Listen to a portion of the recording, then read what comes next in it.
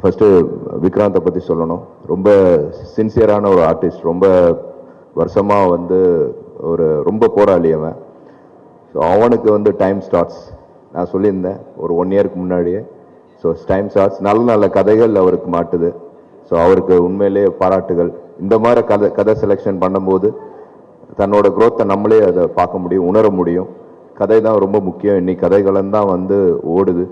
இந்த வருஷமே பார்த்தீங்கன்னா 3-4 படம் 100 கிட்டத்தட்ட 50 crores கிளப்பை தாண்டி இருக்கு. அந்த மாதிரி இந்த படமும் ஒரு 50 கோடியை தாண்டும் அப்படின்னு மனசார வேண்டிக்கிறேன்.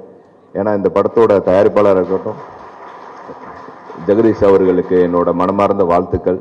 இந்த மாதிரி ஸ்கிரிப்டை செலக்ட் பண்ணி பண்ணுறதுக்கு ஒரு தயாரிப்பாளருக்கு ஒரு தைரியம் வேணும். ஸோ அது அவருக்கு வாழ்த்துக்கள். கார்த்திக் டைரக்டர், ஸோ அவர் எந்த டீம்லேருந்து வந்தாருன்னு தெரியும். ஸோ வெற்றிமாறன் சாரோட கண்டிப்பாக அவரோட சாயலும் இருக்கும், அவரோட டேலண்ட்டும் இருக்கும். ஸோ அவருக்கும் என்னோட மனமார்ந்த வாழ்த்துக்கள். ஐஸ்வர்யா ராஜேஷ் ஒரு பேய் நடிகை ஸோ அவங்களுக்கு என்னோட மனமார்ந்த வாழ்த்துக்கள். ஸோ இதில் காஸ்ட் அண்ட் க்ரூ எல்லாத்துக்கும் என்னோட மனமார்ந்த வாழ்த்துக்கள். நன்றி.